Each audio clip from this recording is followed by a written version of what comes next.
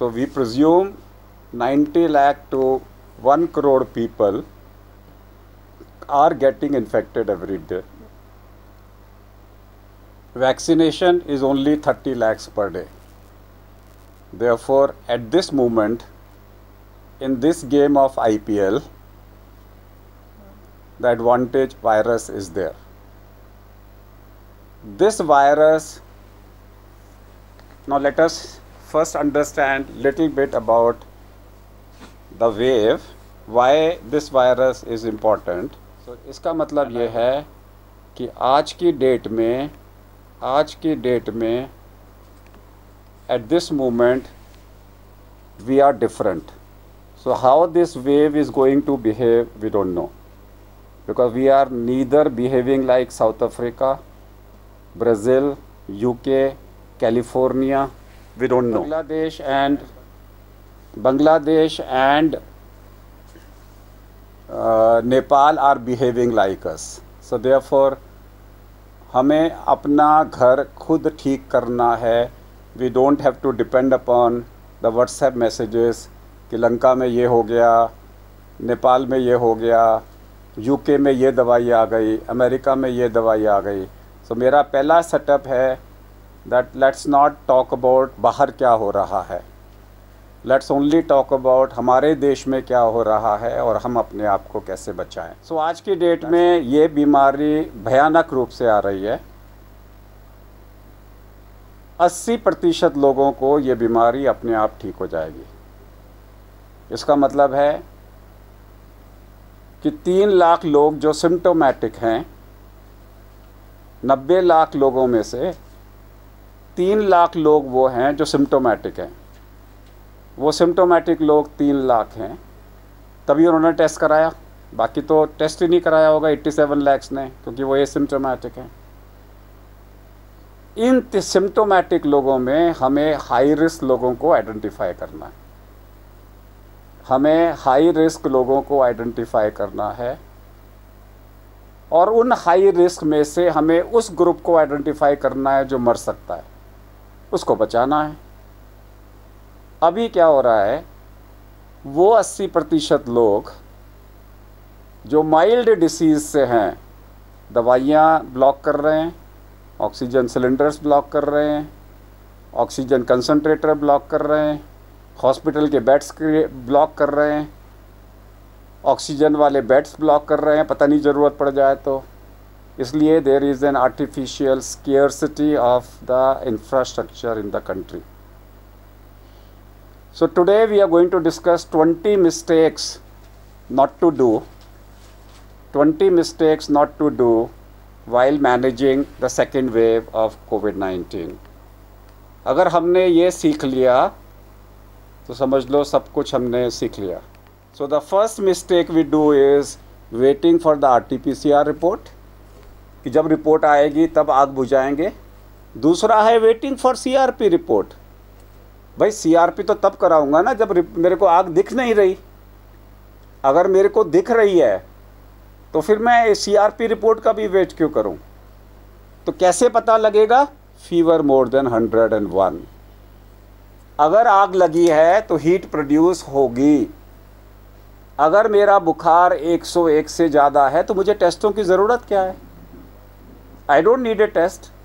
If I have a अगर मेरे पास में फीवर 101 से ज़्यादा है, इसका मतलब है आग लगी हुई है, मुझे देखने की ज़रूरत नहीं है, हीट प्रोड्यूस हो रही है. I must start. मुझे जैसे ही मुझे फीवर नज़र आया, मुझे कचरा हटाना है और मुझे पानी डालना है आग के ऊपर में. मुझे आग के ऊपर में पानी डालना है. अगर आपका CRP 10 से ज़्यादा है, आग लगी हुई है, ये टेस्ट है और वो क्लिनिकल सिम्टम है. अगर आपका CRP 10 से ज़्यादा है या फिर CT स्कैन में निमोनिया है, तो इसका मतलब है हमारे पास में आग के 3 निशान दिखाई दिए. सो आग के हमारे पास में 3 पैरामीटर हैं. या तो फीवर 101 से ज़्यादा है, या आपका C रिएक्टिव टेस्ट 10 से ज़्यादा है, या CT स्कैन में निमोनिया है. इन 3 का मतलब है आग लग गई है. और आग तेजी से लगी हुई है, नॉट आग लग गई है, तेज आग है। अगर तेज आग है और ये तीनों हम मिस करते हैं, हम क्या करते हैं, फीवर आ गया, बोले कोई बात नहीं, एक दिन देख लेते हैं, 2 दिन देख लेते हैं, CRP कराते ही नहीं, CT स्कैन कराते ही नहीं, इसको इग्नोर कर देते हैं। So our commonest mistake is missing the fever. Don't wait for RT-PCR report, don't wait for the CRP report, don't ignore fever more than 101, don't CRP more than 10 on any day, don't ignore pneumonia of any size on HRCT, हल्के से हल्का pneumonia भी thrombo inflammation है। फिर हम लोग क्या करते हैं, घर में ट्राइजिंग नहीं करते, ये सबसे इम्पॉर्टेंट है।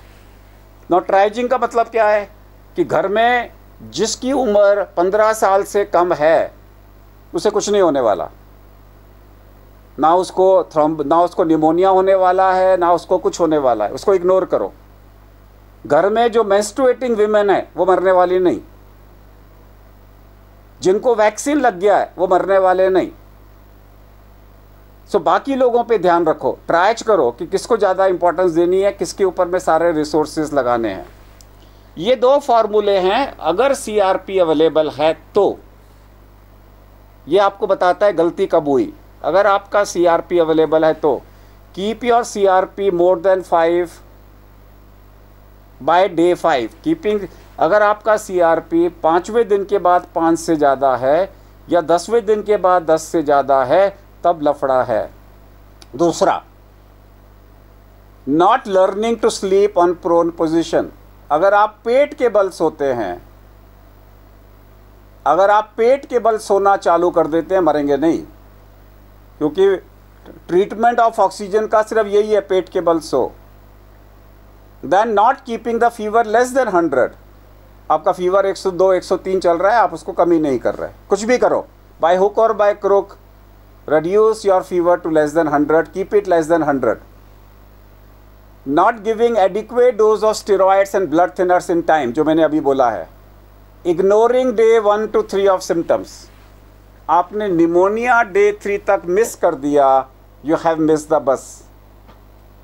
Not keeping your oxygen more than 90. Not doing 6-minute walk test daily. Not giving essential drugs and carrying on with non-essential drugs.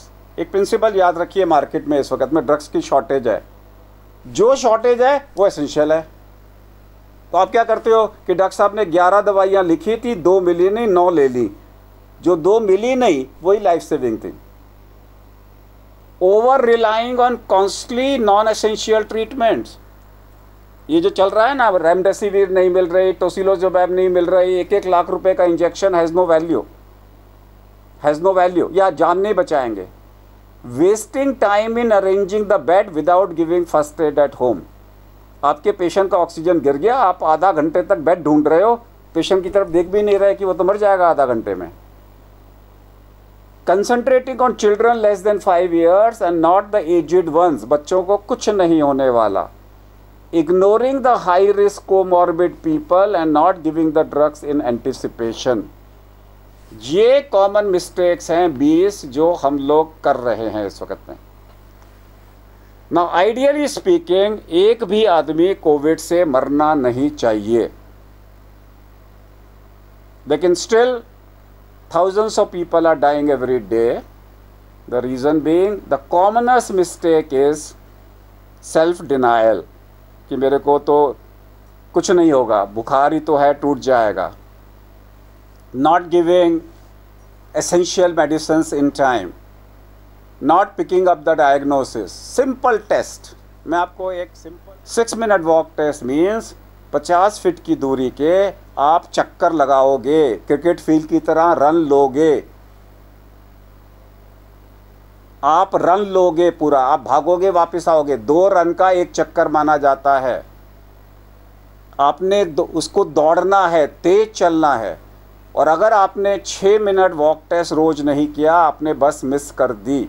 फिर सिंपल टेस्ट है 6 मिनट वॉक टेस्ट, कितने कदम चलते हैं और कितना ऑक्सीजन गिरा।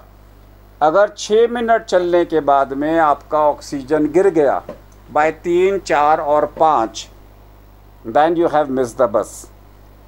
अगर आपने 6 मिनट वॉक टेस्ट तीसरे दिन पकड़ लिया, आप मर नहीं सकते। अब क्या होता है कि तीसरे, चौथे, 5वें दिन आपके सिम्टम्स आए, दब गए, आग लगी है। अब देखिए क्या होता है, आग लगी, ऊपर से बिल्डिंग से ऊपर से सामान गिरा, उसने आग को दबा दिया, अंदर से दबाई चल रही है, ऊपर से आग नहीं दिख रही, और फिर एकदम से आग भड़केगी। यही मेरी बॉडी में हो रहा है, यही मेरी बॉडी में हो रहा है। इन्फ्लेमेशन हो गया, थ्रोम्बस ने उसको दबा दिया, फिर थ्रोम्बस हटा और आग फ्लेयर अप हो गई, और उस फ्लेयर अप को आप बोलते हो स्टॉर्म। उस फ्लेयर अप को आप बोलते हो स्टॉर्म। और अगर वो स्टॉर्म हो गया, then I am in problem. So the treatment is thrombo inflammation का is anti inflammatory and anti coagulant. अब एंटी इन्फ्लेमेटरी मेफेनिमिक एसिड भी है, एस्पिरिन भी है, डिस्पिरिन भी है, लेकिन वो हल्की हैं। एंटी क्लॉटिंग में एस्पिरिन भी आती है, लहसुन भी आता है, लेकिन वो माइल्ड है। सो अगर आपको सीवियर थ्रोम्बो इन्फ्लेमेशन है तो स्ट्रॉन्गर दवाइयाँ, और अगर माइल्ड है तो माइल्डर दवाइयाँ। सो आज का हमारा जो बेसिक पर्पस है वो बड़ा सिंपल है, that we have to pick up patients who are likely to develop a disease. Patients who are likely to develop a disease, anticipate them and treat them early. Don't wait for them to develop inflammation and thrombus. Bureau Report, Delhi Up to Date.